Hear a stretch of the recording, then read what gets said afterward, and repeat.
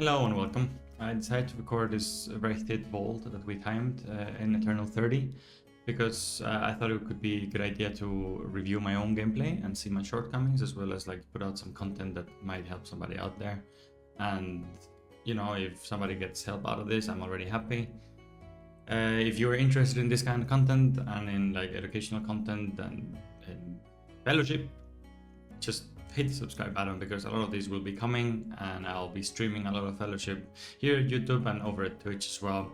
So I hope to see you there as well. But without further ado, let's talk about talents first. The talents I run for this dungeon are based on Oblivion and the ability Oblivion. That's why we get Erasure and Oblivion's Embrace, which are two talents that I think are really good. Erasure is the dot that you put on a target when you Oblivion them, which is also stacking. So the more you Oblivion that target, the same target, the more damage the dot does, which means also the more healing it does. And then Oblivion's Embrace is the one that when you heal or when you do Oblivion and there's someone at 100%, it will just become a shield instead, right? Then I go Chronotab, which is the mana talent. It is not really necessary, and if you're having issues within the dungeon, maybe Spirit Fortitude would be a better choice. But I figured that I could heal Bael'Arum, the coin boss, without Spirit Fortitude, and Chronotab allows me to just go blasting on the boat boss and on the anchor boss, on Deathless Katrine and First Mate Marrow, because then I don't have to worry about mana and I can just spam damage spells all the time. And Uchronia is just the best talent there is, I think. Like, it actually baffles me that it is 1 point. But I think you should always take Uchronia. It gets you free stagger cleanse every 3 casts, and it's amazing. Hastening Doom, amazing talent. Always run it, 20% haste when you doom. And then Surging Krona, also a really good talent. Gets you 60 Krona once you click Fleeting Hour. Oblivion's Embrace, we already talked about it. Really good for this dungeon as well, and for AoE damage in general. Echoes of Divinity, also really good. So there's a little bit of more stagger cleansing based on the max HP of people, but it is a good talent for a 1-pointer. And then I take Vestige of Truth, the magic word, pretty much to survive the Bael'Arum, the coin boss. But this is what worked for me. So let's just go have a quick look at the gems and the weapon. And for the weapon, we are running pretty much all damage talents here. Kindling and Diamond Strike are things that happen into the targets you damage, or well, Diamond Strike also happens in targets you heal, but it is a really good damage and increase. It's really nice to have. And then Kindling is just a little bit more damage, and then Inspire Allegiance just reduces the cooldown of Skybolt and gives haste to your party, which is always really nice. I think Allegiance is really good. It was good in Season 1, it's still really good in Season 2. And then I have a Cheat Death on level 1 because I didn't bother to level it because it only reduces the cooldown. And then I have King on the Hill that I did level. King of the Hill reduces all damage you take when you are above 80% HP, which I think is very valuable for Aeona, because a lot of the times you don't go below 100% HP. Your stagger does. But if you look at your frame, it still says 100 or 95 or 92% HP, right?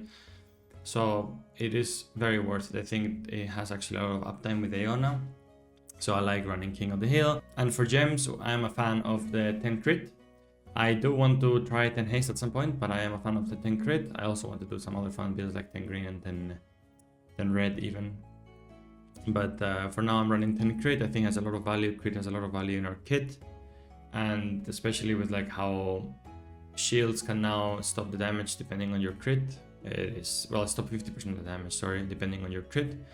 It is really good to run crit, I believe. Haste is very valuable as well with Aeona. And then the red 3, it actually really good because it has the same premise as King of the Hill, where you're a lot of the time above 80% HP. You get the main stat, the 9% main stat, and you get 5% more damage, healing, and absorbs for bosses with the red tree, which is really nice. Haste, really nice. It's a good stat. Makes the rotation, makes the casting so much better. It's just you get more spells in, which means more Oblivion, which means more cleanse stagger. It just makes your kit more smooth to play. And then the diamond, the 2 diamond, I run because of Diamond Strike, because it increases the damage of Diamond Strike. The weapon talent that I am running, the master talent that I'm running. If I wouldn't have Diamond Strikes, I'll probably run 2 blue. I think I would probably run 2 blue, yes. Okay, let's jump into the dungeon. Here we make a first big pull because we also know that Rhyme has ult. It's the new buff, the new neck. So we just go crazy, start dotting everything just to do something while he's gathering things around. And then I just try to keep the tank alive here. I will focus always Jungle Stalker there. I had struggles finding it, but once I find it, just focus Jungle Stalker because they hurt the tank like motherfuckers. So that's the priority of this pull. We just keep doing it and then keep healing. I will speed this up a little bit. It's just a normal pull. Use Oblivion to heal in AoE, heal tank, and then use your free proc on Cleansing Stagger. Sometimes defensive penance because tank is getting low, get his HP up. Sometimes Cleansing Stagger on the tank on its own because he's getting lower. He has less cooldowns, etc. Right? So sometimes you need to clean Stagger a couple times before it actually shows the HP. So sometimes you just have to get used to that your tank's HP is going to be purple always. It's never going to be their own color. It's just going to be purple. Okay, so we just keep going on this pull. We chain into the next with the chicken, and one Jungle Stalker that's still alive that should die soon. Grand melee. And then Rhyme has another ult. And it's the same thing, we just try to keep the tank alive. There's nothing special on these pulls. We need these tigers for the route, and I try to pull them through from upstairs. And obviously this is a screw up, right? And I just run back. I still keep on the tigers, and here I think we all proc cheat death here because obviously I wasn't healing for a good 6-7 seconds, and then I tried to catch up, got there, and then again focusing the Jungle Stalkers because they hurt quite a bit. Tank call is what to focus most of the time, so just like do it. Because it's Aeona, you also have a lot of single target damage, which is also good to just dump it onto someone.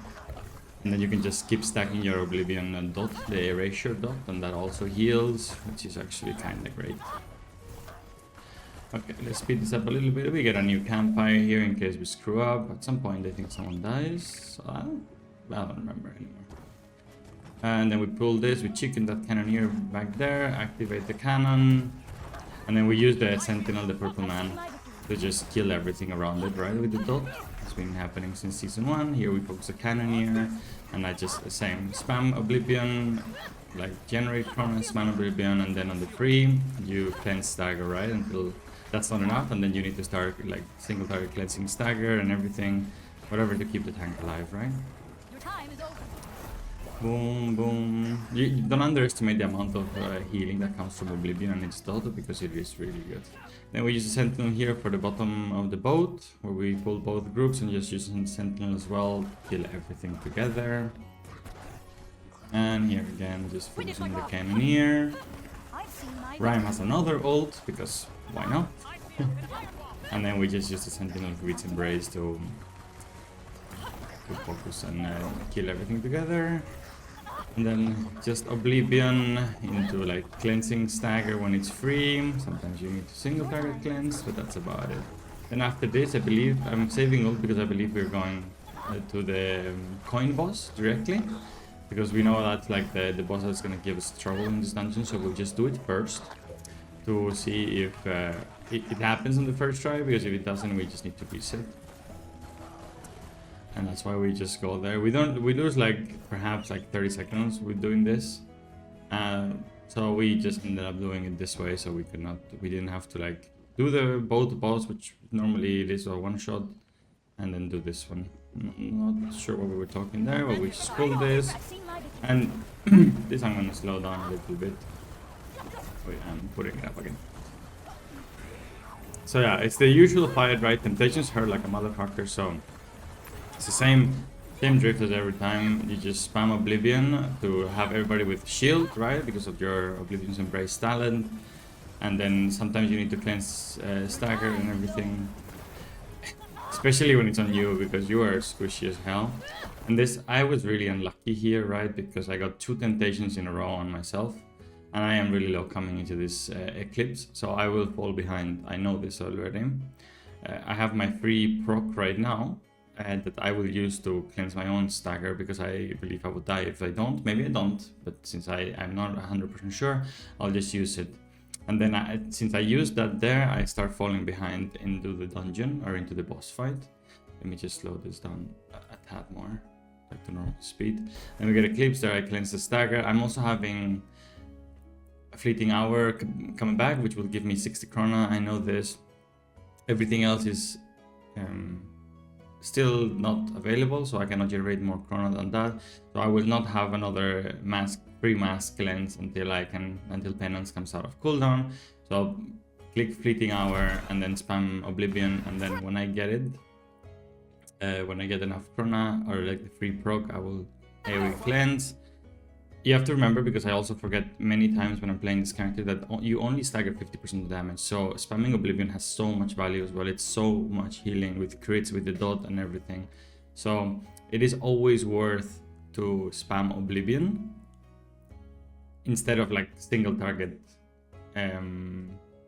cleansing stagger, because Oblivion will heal more and will heal in AoE.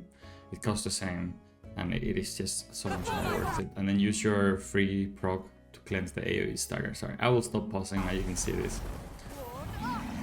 So here I proc my cheat death, and then I use the free one, and now I'm behind, right? I use the free one to cleanse everyone's stagger, and then I just spam Oblivion together. Everybody's also getting a shield, right? Because the way that this works is that you have a lot of 100 HP uptime, because your stagger doesn't go below the percentage. I don't know if I made that very clear, but if your HP is full of stagger, you can still be 100% HP. It's just you're gonna take a ticking damage from that. So doing Oblivion and getting a shield when you're 100% stagger still puts a shield on you, and still is so much value because of the crit chance that every damage you take will be reduced by 50%. By 50% depending on your crit chance. So that's really good. And here in the second one I will ult, so I just use all my cooldowns here to just do damage to the boss, right? You want to kill this in 3 eclipses, maximum 4 eclipses, right? That's what the dice you have for and everything. So here I just sent everything to the boss. Here I got scared from the tornado. I thought I could get past it, but I didn't. And then it's just the same thing, right? And now eclipse is coming. I think I can get like one free cleanse before I ult, but I think I just ult at the end, because I'm greeting for having the ult for the whole duration of the eclipse, right? So I try to start late, and then I have the free cleanse right after the ult. So everybody's full HP. Obviously that's the easy one. With your ult, it becomes quite like you just spam the cleanse, right? And then you just get everybody full HP. And here is really annoying. Like, I find this part a little bit hard as well, even harder than the eclipses, because the eclipses at some point you get used to them, right? But this has so much RNG, the temptation, that someone can get like a lot of temptations thrown at them at the same time, which is always frustrating, right? It means that you need to actually send like a single target stagger cleanse to that person, because what if they get a third one and then they die, or what if they hit a coin and then they die? Here I'm setting up for the last eclipse that we're gonna have. So I put the dot, I'm gonna doom, I have Fleeting Hour available, and I spam some Oblivion to get everybody with shield. And here's, oh, I didn't doom, okay, I'm dooming now. And then I spam Oblivion and I get a free stack, and I cleanse, and I did a Fleeting Hour, I get a bit more Krona. Here I took a tick of damage from the coin, that's why I'm very close to dying, but luckily it was not enough to kill me. Probably if I would have done this in a little bit higher difficulty, it would have killed me, so be very careful of the coins. Another trick that you can do in this boss is go under the boss while Eclipse is coming out, because coins will not spawn under the boss. This is something you should do, and I always forget to do. So yeah, there you go. And then this is pretty much the whole fight. Obviously eclipses are hard to heal.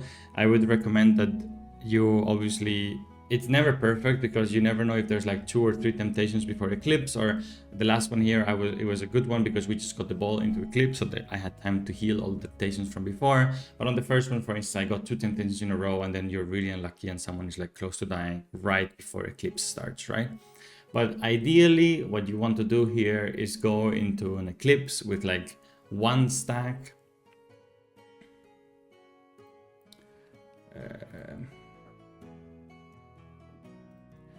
You want to go into eclipse with 1 stack of Uchronia, and then with a full chrono bar and fleeting hour available, right? And the more spells you have available, the better. But they will come back. Like Barrage has a very low cooldown, so it will come back. But if you go with one stack of Uchronia, then Eclipse starts, then you do 2 Oblivions, Oblivion, which heals and shields if someone is full HP, right? And then you get the 3 stacks of Uchronia, and you can mass cleanse for free. And then you click Fleeting Hour, and then you Oblivion, and then you get another free cleanse, right? And that should make you enough, should be enough to make you survive, make everybody alive in the party. You'll be full of stagger after it, but then you can just start cleansing and start spamming Oblivion, and people will get healed. But that's pretty much the idea that I figured out while coming into this fight. That would be the perfect scenario. Then again, you almost never have the perfect scenario, because sometimes you fuck up. That's the first thing, right? We're all human and everything. And other times there's just like bad overlaps of things. Like on the first one, I had this double temptation that I had to use the free cleanse that I had. If I didn't use that free cleanse, I could have just done Oblivion, and had 1 stack of Uchronia, Barrage, and then 2 mass cleanse, 3 like Fleeting Hour, 3 Oblivions, mass cleanse. But since I didn't do that, I fell behind very much on that. But the boss is easy. It also takes a little bit of getting used to, but once you like figure out the pattern and how you can do it the best way, it's not a hard boss. But it can be really unlucky. We also had another try in this boss where I got freezing right in the middle of Eclipse, and that killed me. Because the damage of the freezing while the damage of Eclipse, and I'm like the squishiest character in the game, it just, I couldn't get me up without falling behind someone else, right? Obviously this is a good scenario to have like cheat death. I would recommend always have cheat death on this boss, because obviously like makes it very worthwhile having. Okay, and then we go on. Here we go to Deathless Katrine. Again, we pull the whole thing here to use the Sentinel. Kill everything with the dot.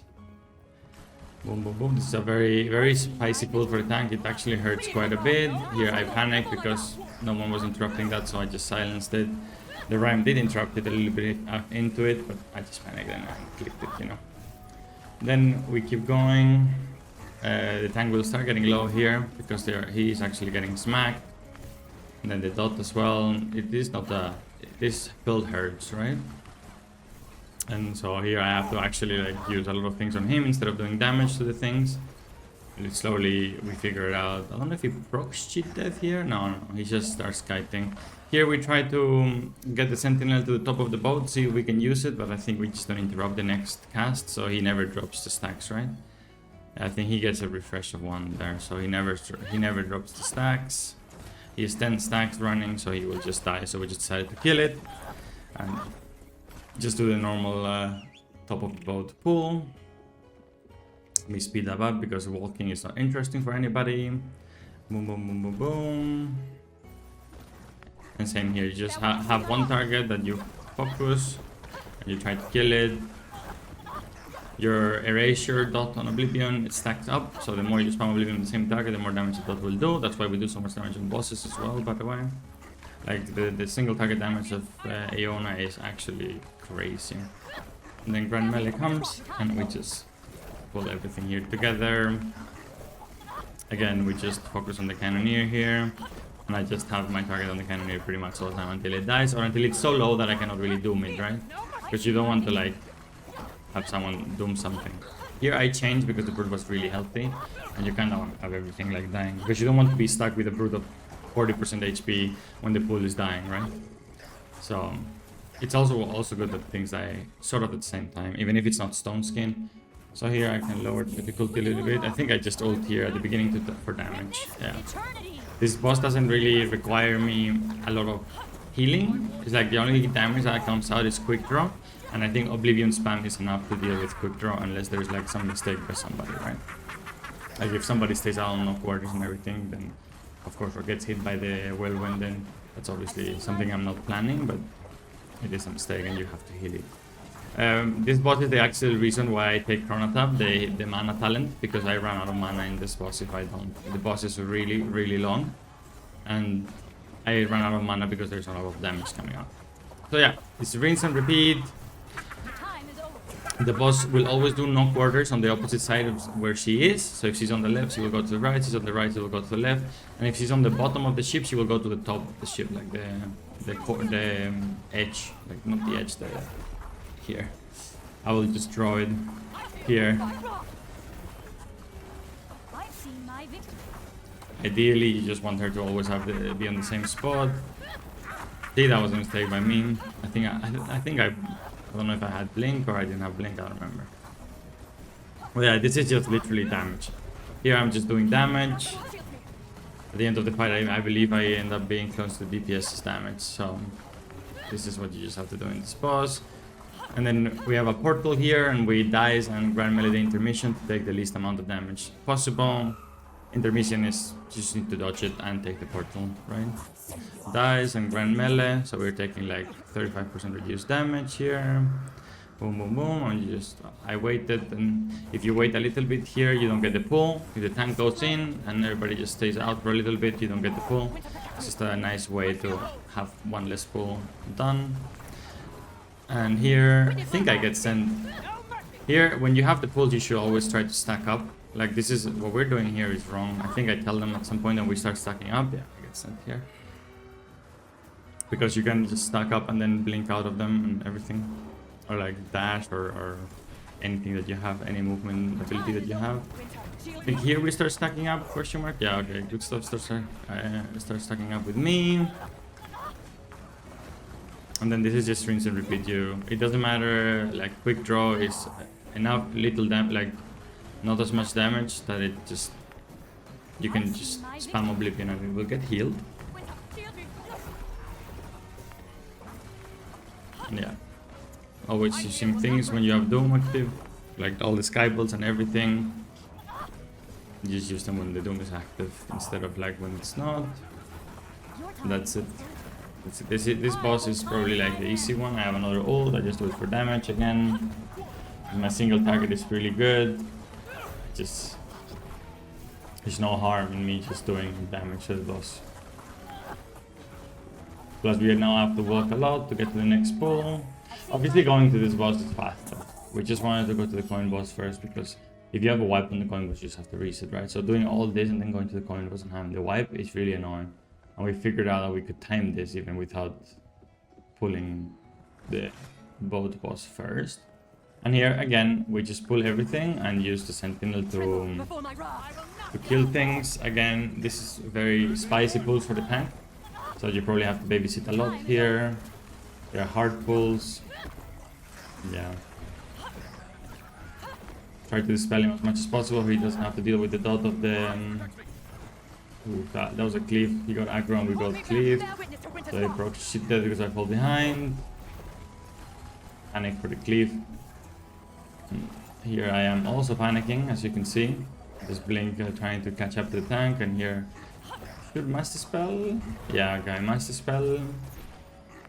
And then we just pull everything, right? And you still just use the sentinel to do it because they can kill everything. Always chicken the big flowers because those motherfuckers hurt like a lot at a time. I believe they shred us armor as well, so it's really bad. And here we just focus the jungle stalkers again. Get the tank away from the mobs that hurt the most. And then we just keep pulling. These plants are horrible as well. Try to move out of the thingy as soon as possible. Of the pools that they leave behind. And that's it. We just keep going, keep going, keep going. Once you are like at this point, you just need speed, right? You need to just get to the last boss because the dungeon, the hard part of the dungeon is already done. You just need to not wipe on pulls and gather speed, right? Like at this point, pulls are harder than bosses. Once you've done the coin boss, I think pulls are just harder than bosses, and the bosses are like quite chill. The next boss is more spicy than Katrine. Katrine is very easy. When you play good, right? Like as long as people don't make mistakes, don't hit ghosts on the intermission, or don't stay on the pulls, or don't get hit by the whirlwind. But yeah, here we keep chain pulling here just to make up time. And I think this we're doing one more pull and then we're jumping back down to the boss. This last boss is actually a little bit, it's not as easy as Katrine, right? Because you have the underwater scene and the tank takes actually quite a bit of damage in here. I think Aeona is actually good for this boss, right? More than a make or Savin would is, because of grand melee and everything. And the high defensive stats that she has. The high mitigation that she has. Obviously, maybe I'm wrong because I'm not a tank main, I'm a healer main, but whenever I did this dungeon with someone else or like other tanks, and Aeona always felt like tankier on this boss, right?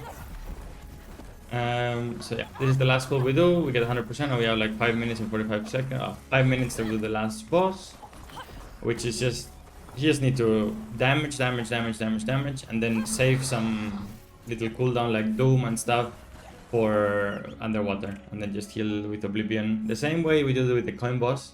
It's like the coin boss, but easier. Pretty much that. This is this boss. I just ult for damage. I'm confident I will not use the ult for healing. And then you just master spell this, right? You let them go and you click on master spell.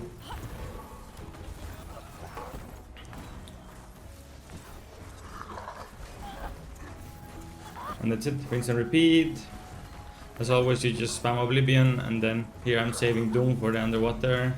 Now I will probably put the dot and then Doom, and then Oblivion, and then I have one free that I just use on Oblivion because people are not taking enough damage for it to be warranted.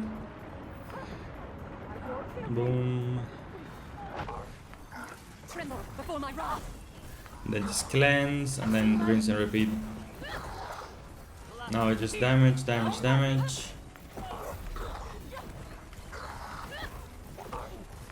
Master spell again. That's it. That's a rinse and repeat. Pretty much keep the tank alive and keep people alive on the underwater, and that's it. Here, a good thing that tanks can do here that I find very helpful is that when people are casting, they can take the sharks on themselves because they hurt the tank much less, right? So if you see that you have a healer that is trying to cast things and everything, and you see a shark coming their way, like it is a really good practice to just grab the shark for them. Oblivion, and free cleanse. Boom, boom. Love having a blink as a healer. Coming from bigger, where my cooldown is my movement ability, and now having a blink, it just feels amazing, literally. And boom, boom, boom, boom. I think we get one more Wraithtide, which is this one, and then the boss dies. Right before I get another ult for the boss. Here I almost have Oblivion, Doom, sorry, and I do Doom, and I just start spamming. Oblivion, and then I have the free cleanse, and then boom, Oblivion, barrage, Oblivion, free cleanse. That's it.